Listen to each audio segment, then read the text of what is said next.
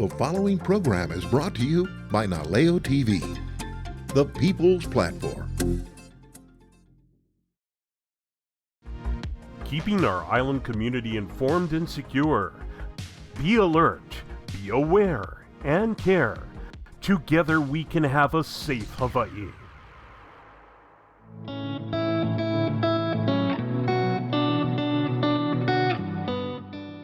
Good morning, afternoon, evening, or night. We're not sure when you're watching us, but we're glad to be here. We're taping this on January the 6th, and it's just after lunchtime, so we're fighting nap time.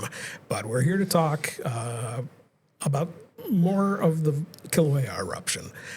We've heard a lot of curiosity among members of the public about some of the health effects of the ash gases, other particulates that are coming out during each one of the eruptions of Kilauea. And we talked a little bit about what kind of experience you might have as far as cleaning or how to prevent damage to your property. But now we want to talk about the health effects. And joining us today to talk about those elements of volcanic emissions is John Kolman. John is with the State Department of Health. John, thank you for being with us. Thank you for having me. Typically, when we hear about volcanic emissions on the Big Island, people are concerned about VOG. We've seen a much wider variety of emissions through this series, and part of that is just because it's gone on so long. But also, we're seeing some factors in the way that the volcanic eruptions have been evolving over time as the shape of the land changes that have changed some of the products that we're seeing. VOG, of course, is the one that you hear about most in some of the media, and you'll either see VOG weather reports. What can you tell us about VOG and how big of a concern is it? Generally, VOG is a mixture of particulates and gases that are coming from the eruptive event.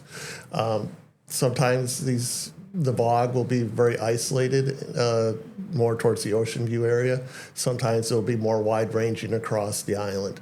The big part of VOG is sulfur dioxide and other sulfur compounds that are part of those gases that have come from the eruptive event. And when those kind of mix with the water and other atmospheric types of conditions, it can be a real irritant to people, normal breathing issues. And so especially people who have respiratory issues or are part of a special population, very young, our kapuna, and certainly people who may be pregnant, may experience from time to time some of those VOG issues where they have some difficulties breathing. And so, it's something that we monitor. We have air quality monitors across the island. We post that on our website to alert people. And so, knowing that, we try to give people the information that they need to kind of help protect themselves and to kind of be alert to the VOG conditions that might exist from these events. Because not only do we see it during the active eruptive events, we also see it kind of in between the events as the events continue to off-gas and send particulates and gases into the atmosphere. You mentioned that VOG has, in some ways, been a bigger issue on other islands. Correct. As we've seen the last couple of episodes, our experts from the Volcanic Observatory have talked to us about that these gases and particulates are now getting above the inversion layer. They're getting much higher up into the atmosphere. So we're starting to see some effects on Oahu. Oahu's starting to see increased doctor calls and hospital calls and visits because as the VOG heads downwind, it changes a little bit of chemistry. And so in that chemistry, it gets a little bit more acidified. And some other things happen. And so we're not just the only island where we've been sharing with our neighbors. And so I think, it's one of those, it's a statewide concern. And so definitely that's why we have the whole air quality network set up across the state, not only for local issues, but for these larger regional issues that occur.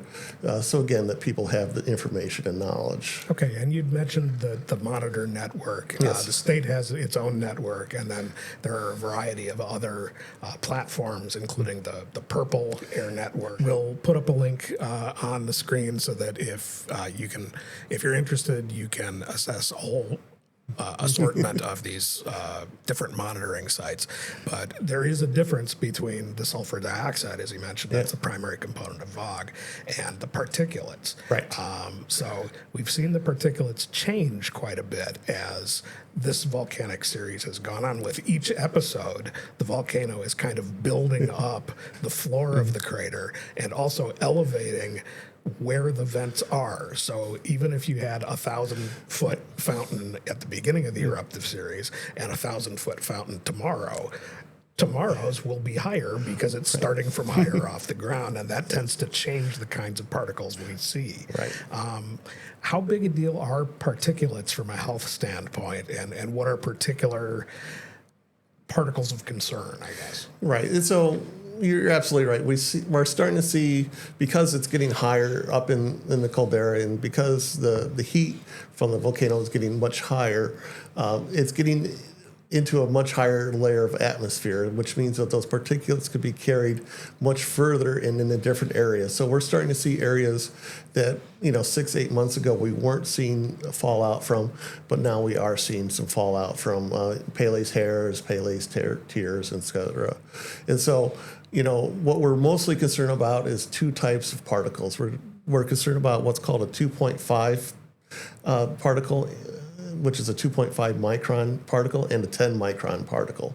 Both particles can get into your lungs. The 2.5 gets much further deeper into your lungs and can cause some serious issues. So what we want to do is our air monitors do monitor particulates, and they will alert to us when we have those 2.5 type of events. And so when people are, obviously when we're experiencing ash fall from an eruptive event, we advise people to stay indoors. Advise if you're part of the population that has breathing difficulties or are part of our special populations, to close windows. If you have an air conditioner, put it on recirculation so that you're not drawing in the inside, and kind of let the particulates kind of do their thing outside. Once they settle down to the ground and the event's over, then, you can wet the particles down and then, actually just sweep it off. We don't recommend blowers or anything like that. We tend to kind of keep it very simple, Well, and especially in dry areas, Yes. that can just suspend them in the atmosphere. Exactly. And if you're concerned about breathing in particles, we recommend, an N95 mask. An N95 mask will work for particulates. It will not work for gases. Okay. And so I think we want to make sure that's very clear, that if you're smelling the sulfur dioxide from the events or from the VOG, an N95 mask will not do you any good. Okay. And I think there tends to be a sort of a little bit of a sanitizing of language when we're talking about the scientific terms sometimes. Yes. We are talking about tiny particles of rock and glass. So Right. That's what you're trying to keep out of your lungs. You don't want to breathe the glass. What about pets? Do pets have those same kinds of hazards? They do. We do see pets that have hazards. We, of course, encourage people to talk to their vet about it, because certain pets do have, asthma and other human-like conditions. But we do recommend, though, that because you have pets maybe coming in and out, that you have like a damp towel by the doorway so that you wash the pet's paws when they come in, so that they're not bringing those particulates from the outside into your home. And I think that's kind of where we want to, focus, is if we can keep the particulates outside, the better, so that we're not breaking it up. Because, like you said, it is very fine. We call it volcanic glass. The scientists have all kinds of fun chemical names for it, but it's very fine material that's very breakable. Okay. And so it can break down into very small pieces when you mechanically activate it. So stomping on it, using your leaf blower, mowing it with your lawnmower, all these kind of things can mechanically break these little particles up from a size that isn't concerning to a very size that gets very small at that 2.5 micron, which is very, very tiny. That's just over the size of a bacteria, hair type thing. So we want to make sure that people are not breathing in those types of particles and trying to minimize that contact. Okay, and we had talked a little bit before the show about there are some implications for livestock and for agricultural uses. That's probably beyond the scope of the Department of Health's Kuleana, but we will put a link up on the screen so that people can follow that to get more information about agricultural concerns related to the particles from volcanic emissions. Yep.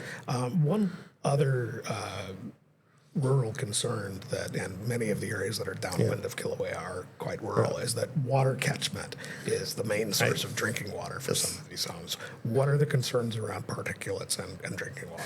Again, because these are very fine, glass-like particulates, we don't want to be using those for drinking water. So we want to make sure our catchments are covered. Number one, let's try to keep the particulates out of it. The particulates are essentially rocks, so they will settle down to the bottom of the tank.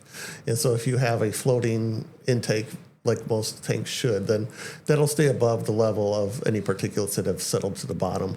And then we recommend to have a filter on the system in addition to the UV or whatever else you may be using on your system. So it's important that we kind of filter out those particulates and not, ingest them. Even though they may not cause issues, we just want to be safe and be overly out of an abundance of caution to, let's say, let's make sure that we have a filter on there. If we have a large ongoing issue where we think that, catchments may become an issue, we certainly have guidance on our website as to that as well. So luckily these events have been kind of short-lived, so we haven't seen as much of a catchment as we did like in 2018 and some of those other eruptive events. But we do have that information on our website in case we do have a prolonged issue with eruptive events causing catchment impacts. Okay. And as you've probably gathered, there's a lot of information on these subjects, probably more than we can cover in a single talk story.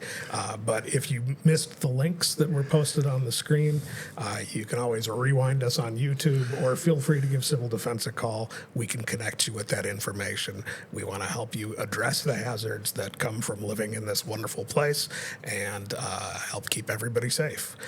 Until next time, that's the Preparedness Podcast. I'm Adam Weintraub, and we'll see you next month.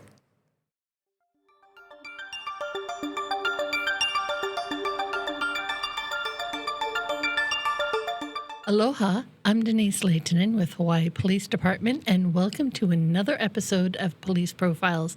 I'm very pleased to have with me today Interim Police Chief Reed Mahuna. Chief, thanks for joining me today. Of course, it's my honor. Normally we talk about traffic safety around the holidays, and we wanted to talk today about the Safe Roads Challenge because the department has teamed up with the state Hawaii Department of Transportation on an app. It's actually called the Safe Roads Challenge. You can download it on your phone. Basically, they've gamified safe driving. It records your trips, and you can take trivia questions. You win weekly prizes. Why did the department team up with state DOT on this? Safe roads is something that's so important on the Big Island and really statewide. And, we teamed up with the state DOT because, quite frankly, anything that we can do to get people to drive safer, we're going to encourage it. And it's kind of a cool app. It's a cool app. You log into it, you put down some of your stats, and it basically takes a look at how you're driving. And the better you do, the higher your score, so to speak. And, you can win some prizes and whatnot. And to be honest with you, if it helps, if it's something that can work, if it can get more people involved, more people to think about driving safely, it's a no-brainer for us.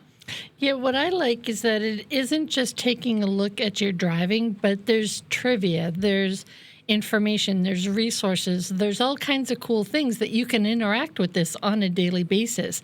And so I know I downloaded it and I use it on my phone. And this runs January 1 through December 31 of 2026.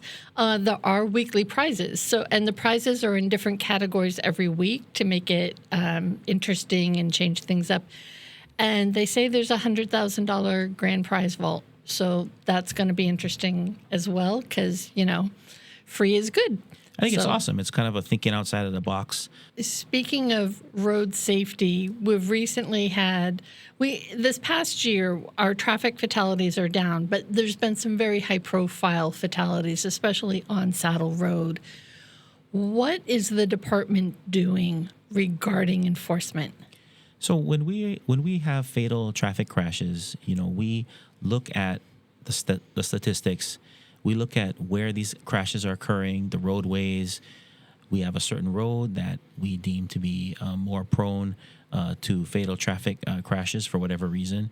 Then we target enforcement there. We also target behaviors. Speeding and driving under the influence are key factors, driving recklessly, key factors into fatal traffic crashes. So what we do is we have a traffic enforcement unit. District commanders allocate resources to enforce in areas where we think it'll make a difference. That being said, though, I don't think that we can enforce our way or ticket our way out of this thing. I mean, this has been going on for years and years. I myself was in the traffic enforcement unit. We had fatal traffic crashes, and we targeted enforcement. And we can give all those tickets, and we can do all of that enforcement, and we will, and then some. But I think the key here is community. Is the community really coming together to say enough is enough? For our keiki, our kupuna, our the most vulnerable in our community. These are the people that end up getting hurt or killed. And I think that if we as a community say, hey, listen, it's not really worth it. Whatever we're doing, it's not worth the extra 2 minutes or 3 minutes or 5 minutes to drive recklessly. And I think that we just have to change the culture. We have to have people that really care for one another and say, hey, listen, if I'm 5 minutes late or if I'm 2 minutes late or, whatever the case may be, it's not worth taking somebody else's life or putting somebody else's life in danger. Now, is it feasible to have a dedicated traffic enforcement unit on Saddle Road? We have a traffic enforcement unit, and they go where they can make the most difference. I would think that it would probably not be the best use of our resources to have a dedicated traffic enforcement unit on Saddle Road. Because what would end up happening is if we saturated Saddle Road and only Saddle Road, what would end up happening is people would become accustomed to it. And then they would drive in a different manner while on Saddle Road. But then in the other areas where perhaps there is no longer that enforcement presence, people are going to go that way. That's right. So for our traffic enforcement unit, it's best to keep them mobile and at different locations throughout the month and different days, different hours. It really does come down to change behavior because, and this was startling in analyzing the stats from last year, 63% of our 21 fatalities on island last year was due to impairment, either drugs or alcohol or both.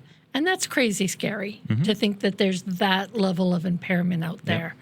And then 58%, and I know 63 and 58 equal more than 100, but sometimes these were factors that 58% either weren't wearing their seatbelt, they weren't wearing their helmet if they were on a motorcycle, and that's behavior we can change. I mean, the bottom line is, driving recklessly, driving intoxicated, whatever the case may be, that doesn't make you cool. It doesn't make you tough. It doesn't make you. It doesn't do anything other than jeopardize other people on the roadway, other fellow community members, possibly even your family. And I can tell you, in my experience, there are no winners when there are traffic fatalities. The person responsible, of course, the person that's the victim, all of their lives and their families' lives are destroyed. Now, aside from enforcement, and I know you're here doing community outreach, speaking to all of our viewers and also all of our viewers on YouTube as well as Naleo, what are some of the other methods of outreach the department's working on right now? So we have different educational campaigns that we do. There's other entities out there that are going into the schools. There's traffic safety murals being put out there, like the one in Honoka'a High School, which is incredible. And I think it comes down to changing the culture. It comes down to us as a community saying, hey, listen, me driving recklessly, I'm putting my family in danger, I'm putting myself in danger, and most importantly, I'm putting other people in my community in danger, and it's not worth it. And we're all guilty of it. The other day I was traveling to Kona, and I was in the double lanes, and there's this truck, and it's way ahead of me. And I thought to myself, the instant thought was, I got to speed up because I got to get past this truck. And then I thought to myself, well, why? Why do I have plenty of time. I didn't do it. I put my cruise control as to what the speed limit was, and I just cruised, and it was actually, and I got where I had to go in plenty of time. So we're all in this together. We all have to take a look at ourselves and how we conduct ourselves on the roadway to keep everybody safe. No, myself included. We're all in it together. That's a really good point. And I think, it's important to let people know that, for instance, if they see somebody driving impaired, if they see somebody swerving and weaving, pull over and call 911, or pull over and call our non-emergency line at 808-935-3311. There's another popular tool on our website, which is hawaiipolice.gov. So if you see an unsafe driver, so for instance, I'm driving and I see you on the road and you're swerving, you're driving unsafely, or maybe you cut me off or behave rudely, whatever. There's a form on our website that you can fill in, or even just text us the photo, and our traffic services section will then track that person down and send them a letter saying, hey, you were seen driving erratically, and that also has consequences. And it's really important because a lot of people think, well, geez, if somebody gets a letter saying they were driving recklessly, what are they going to care? They were the one driving recklessly. They know. But you got to remember that there are a lot of teens, there are a lot of kids out there driving, and these cars belong to their parents. They may have no idea. So it's important to get that information out there, contact the police so that we can contact the vehicle and the drivers involved, because it may be parents, it may be a real learning tool that can be used prior to something really bad happening. So it's those kind of things, that kind of information can be really, really helpful to our fellow community members. So, Chief, and I know our time is winding down, what do you want people to know about the Safe Roads Challenge? Well, I think that it's worth it. Take a look at the app.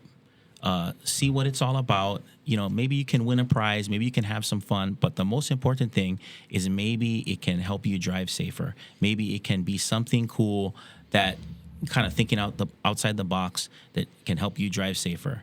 And I just want people to remember that as a community, we're all in this together. Let's care about one another. Let's care for one another, and let's drive safely. And one fatal is one too many. That is too many. That is one family. That's one sister, one brother, one mother, one father, one cousin, you name it, gone too soon, tragically. So let's all work together, and let's care for one another and do it together. That's the important thing. Well, thank you so much for joining me today, Chief. I appreciate it. Thank you. And thank you for joining us on Police Profiles. Stay tuned for our next episode next month.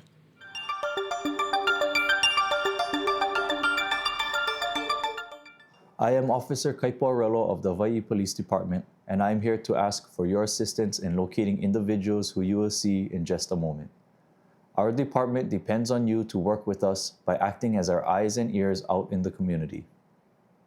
If you provide an anonymous tip through Crime Stoppers, you may be eligible for a reward of up to $1,000. Crime Stoppers is a volunteer program run by ordinary citizens like you who want to keep our community safe. Here's how it works. First, get a code. Next, use your code to track your status and then collect your reward. It's that easy. Here are some individuals we need your help in locating. Please call if you know their whereabouts. We are looking for 25-year-old Joan Kale Bondrick, who is wanted on an outstanding warrant with a total bail amount of $5,000. He has an average build, is 5 feet 7 inches tall, 160 pounds, with brown hair and brown eyes. Bondrick's last known address is in the Waimea area, and he is known to frequent the Kauai High and Waimea areas. Help us locate 29-year-old Joshua Kealoha, who is wanted on a $2,000 warrant. Kealoha is part Hawaiian, 5 feet 7 inches tall, 150 pounds, with brown hair and hazel eyes. His last known address was in the Waimea area, and he is known to frequent the Waikoloa Village and Waimea areas. Be on the lookout for 38-year-old Jamie Leslie, who is wanted on an outstanding warrant with a total bail amount of $5,000. He has an average build and is 6 feet tall, 160 pounds, with black hair and brown eyes. Last known to live in the Waikoloa Village area and frequent the Waimea area. We are looking for 44-year-old Jamie Ross Kerr, who is wanted on 3 outstanding warrants with a total bail of $850. Kerr has an average build, is 6 feet tall, 175 pounds, with brown hair and blue eyes. His last known address was in Waikoloa Village, and he is known to frequent the Waikoloa Village and Waimea areas. We are looking for 43-year-old Cole Ray Swakeen of Honoka'a, who is wanted for a $50,000 arrest warrant. Ray Swakeen is 5 feet 7 inches tall, 150 pounds, with black hair, brown eyes, and numerous tattoos on his face and body. He is known to frequent the Puna, Hamakua, and Ko'u districts and should be considered armed and dangerous. Help us locate 39-year-old Casey Hui Assam, who has 2 outstanding warrants totaling $35,000. Known to frequent the Honoka'a and Waimea areas, Hui Assam is 5 feet 10 inches tall, 190 pounds, with black hair and brown eyes. We are looking for 41-year-old Robert James Teinauri Carmen, who is wanted on an outstanding warrant with a total bail amount of $50,000 and an outstanding all-points bulletin for second-degree burglary. He has an average build, is 5 feet 7 inches tall, 175 pounds, with black curly hair and brown eyes. Teinauri Carmen's last known address is in the Kona area, and he is known to frequent the North Kona, South Kona, and Ocean View areas. Be on the lookout for 44-year-old Matthew Brian Cummings, who is wanted on a $50,000 warrant.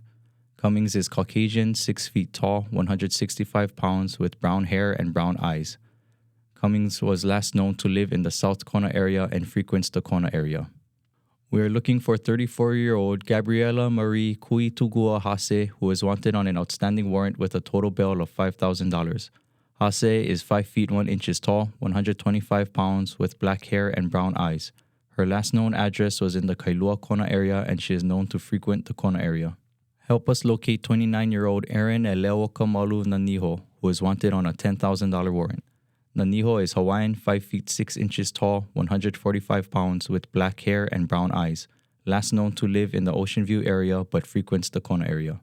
Be on the lookout for 26-year-old Erosen Amaro Trujillo Ramos of Captain Cook, who is wanted for an outstanding grand jury indictment warrant. He is described as 5 feet 8 inches tall, 160 pounds. Call us if you know the whereabouts of 32-year-old Kyle Pu'u Gustafson, who is wanted on 5 outstanding warrants and 1 APB.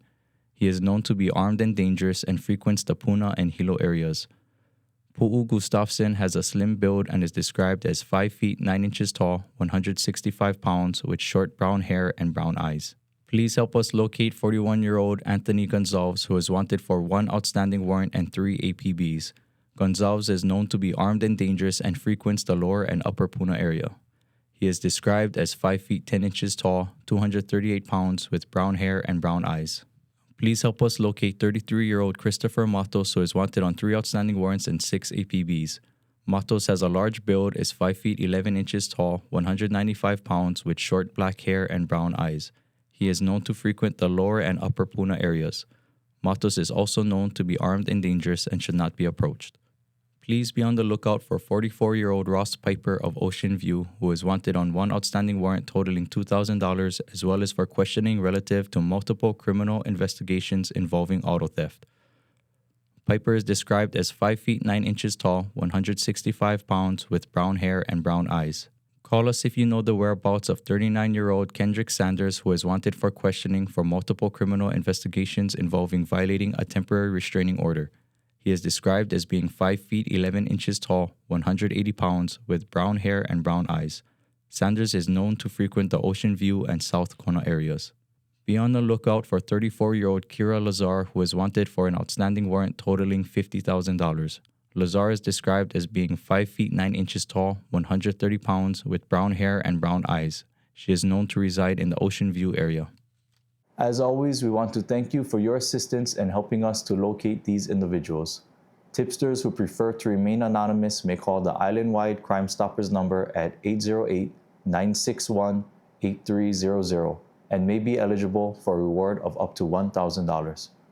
Crime Stoppers does not record calls or use caller ID. Hawaii Island's Most Wanted is a project of Crime Stoppers Hilo Inc., which is a partnership of the business community, the media, and the police. It was inspired by the national TV show America's Most Wanted. I am Officer Kaipo Aurello of the Hawaii Police Department. Mahalo for watching.